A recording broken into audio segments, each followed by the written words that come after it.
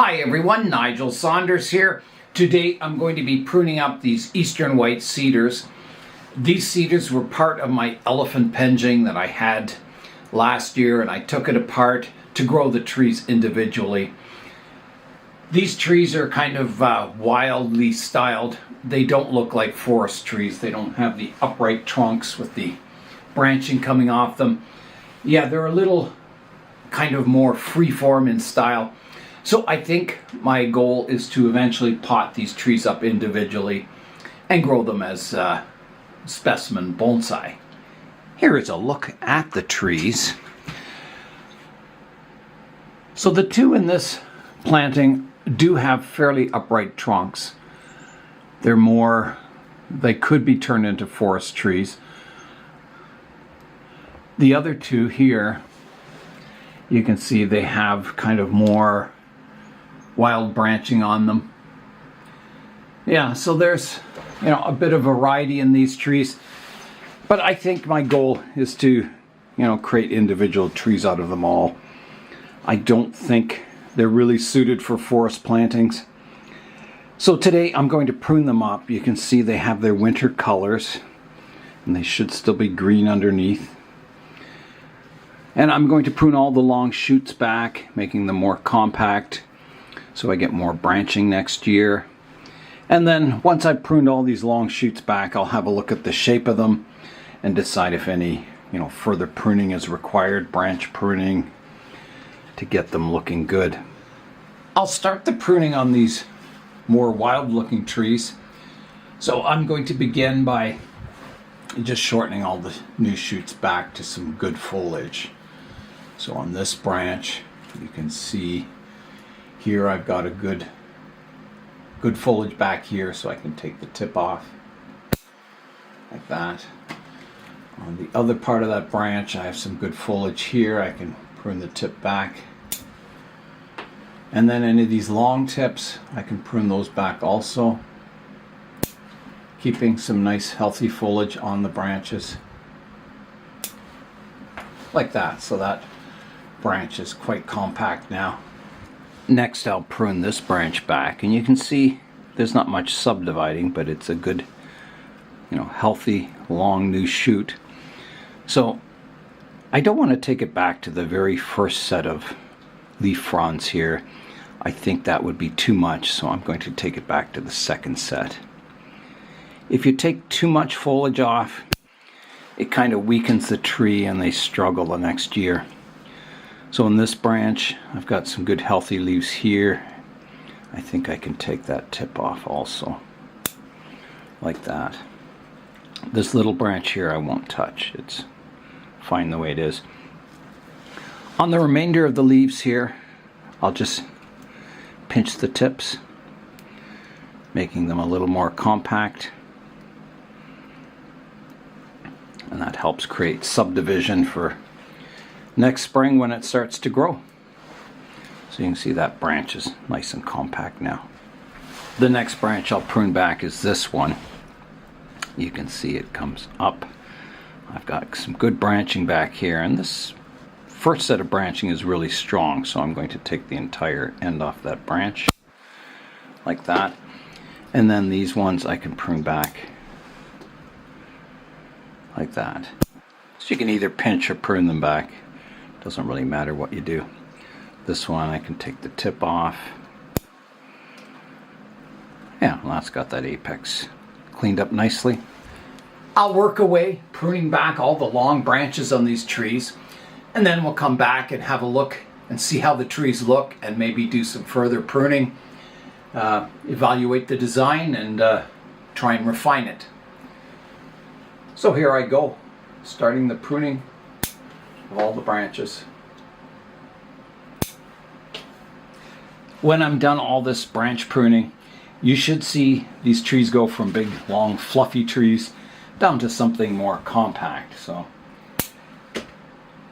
yeah, we'll come back and have a look at it when I'm done.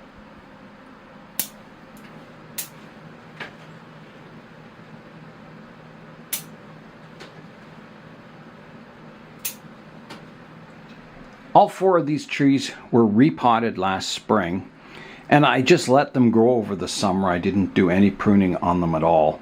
And I do that just so the roots strengthen up and get established. I have finished the initial pruning on the trees, so here's what I took off. A fair amount of foliage. And here's what the trees look like now. So you can see they're much more compact. You can see the branch structure. They're not just big floppy masses of foliage. Yeah, so next I need to come in and look at the styling of the trees and decide, if I need to remove branches or that kind of thing. Study the structure of them. Maybe pick a front for the trees. Yeah, they're interesting trees. I think, over the years, they'll develop into something really quite cool looking. When I was pruning the branches of these trees, you can tell the vigorous branches from the more weaker ones. So you can see this one was very vigorous. The growth is quite large and coarse looking. And then some of the weaker branches had fine kind of growth on it and more compact. So the branches that are coarse and vigorous generally have more energy and you can prune them back harder. And then some of the fine branches, you just kind of pinch the tips off. So you're kind of always trying to balance the vigor in the tree and keep all the branches healthy. My next step is to look at each individual tree, and you can see there's a lot of branches that are growing back in towards the center of the tree. There's quite a mat of branches in this area. So I need to sort them out. So all the branches are dividing from 1 to 2. So any of this growth that's going back towards the center of the tree I can remove. Yeah, just keep your most flowing and beautiful branches. Or if you want a twisty tree, keep the branches that are nice and twisty. There's an upright branch here that I think needs to be pruned off. I don't want it growing vertical like that, so I'll take that branch right off. This one could be shortened a bit more. This one, I've got all kinds of good growth back here. I could take it back further. Tip off that one. This one's kind of crossing the trunk line. I will maybe take it right off. I'm just looking. I do have a lot of branches growing from this one area. Yeah, I think that one's got to come off. I've got at least 3 branches coming from that one area. And this one, if this is the front of the tree, well, I'll prune this part of it away. The worst part of that branch. Keep it as an option. This one's crossing another branch. Some of these hanging branches, they can look good on a tree. So I've left them on, but you can see on the other tree they're hanging down below the lip of the pot. And I think that's too much. If they were higher in the canopy, maybe keep them, but I'm going to take off these hanging branches here.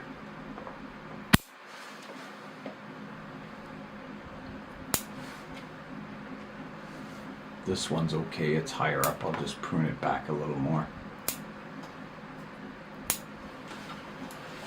It is nice to have kind of weeping branches on these trees. I could take this one back a bit further. Yeah, it's hard until I get them in individual pots and pick a front for the tree. It's kind of a little difficult to style them, other than, removing branches that just aren't growing in good directions.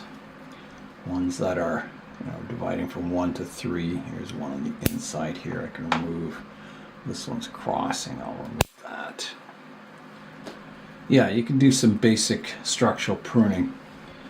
But I think I'll leave the final styling once they go in individual pots, because I'm just not sure where the exact front for this tree is. It may be looking in this direction, and this tree's in front of it, and it's kind of hard to get a good view of it. So yeah, I'll try and pot them up this spring in individual pots, and yeah, then we'll have another go at the pruning once they've recovered a bit.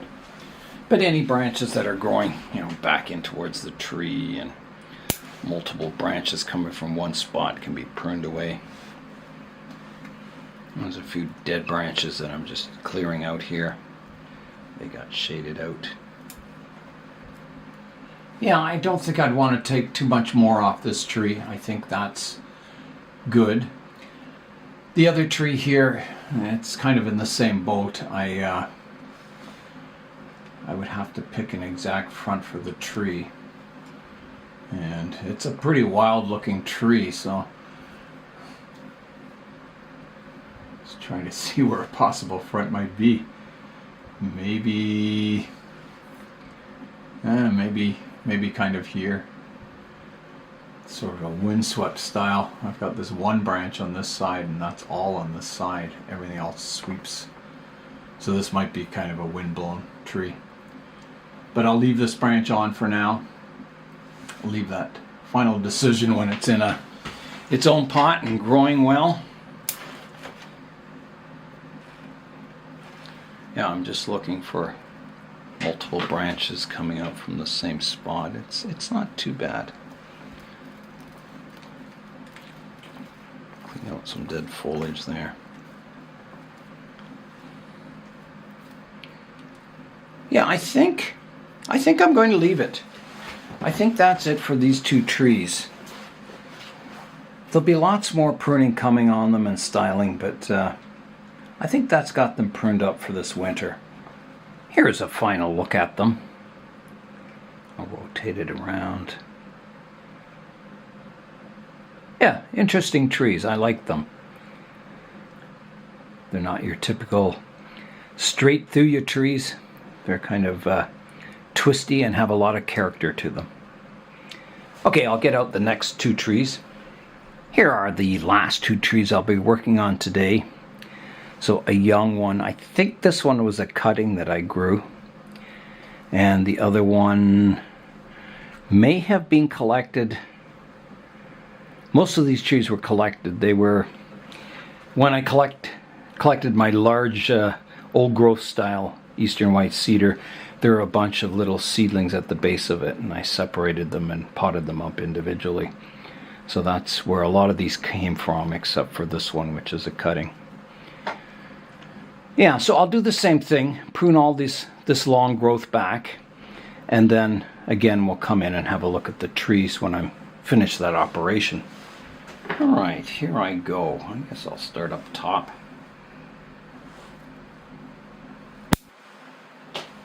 I really enjoy pruning trees. It's nice to do it in the winter. It's not much else to do. It's kind of relaxing. And you get to see how your trees are developing. You get to see the structure. Kind of get them on track for next year's growth period. Which is what I like to do with summer. I like to let the trees grow and develop over the summer, and then prune them again in winter. And as your trees become more and more refined, you might want to prune them more and more in the summer, kind of keeping the growth under control. But when you're developing trees, it's nice to just let them grow for the entire summer, and then tackle the pruning once a year. And it keeps them in shape, structurally sound. You eliminate all the worst problems off the tree once a year, and then grows really healthy and grows nice, and then you tackle it again. I have got the last two trees pruned up for today, so you can see the trunks a lot more clearly on them now. This one's going to be a really nice tree. I like this tree. I'm sure they'll all be really nice trees. This one's quite nice too. So I'm not going to do a lot of styling. As I said, I'm going to wait till I've potted them up individually. And they'll just go in like round clay nursery pots, so I can rotate them around and find the front. And yeah, so that'll be coming. That'll be exciting to do. I enjoy growing these eastern white cedars. They're very predictable. They're very hardy, very disease and pest resistant. So yeah, they're definitely survivors. It's pretty tough to kill one of these unless you overwater it or you suddenly transition it from shade to sun, and it can burn it and kill it. So here's what I took off the trees today. Quite a bit. Yeah, compared to what's left on them. Yeah, so there'll be more pruning coming to all my eastern white cedars. But yeah, they're definitely cleaned up today and back on track. You will notice that I didn't have my helper Joan the cat out here today. She decided to be brave and she went into the basement plant room. And she seems quite happy in there. She's curled up sleeping. And I've called her many times if she wants to go outside. And no, she's quite happy in the basement. So I'm not sure if she'll be back out here in the greenhouse or not. That might be her new home in the basement under the plant room. I really enjoy growing these little trees. And you'll notice I'm not obsessed with, getting great big giant trunks on them. I like the proportions of my trees to look like trees you'd see in nature, not these exaggerated kind of bonsai that you see in magazines and at shows.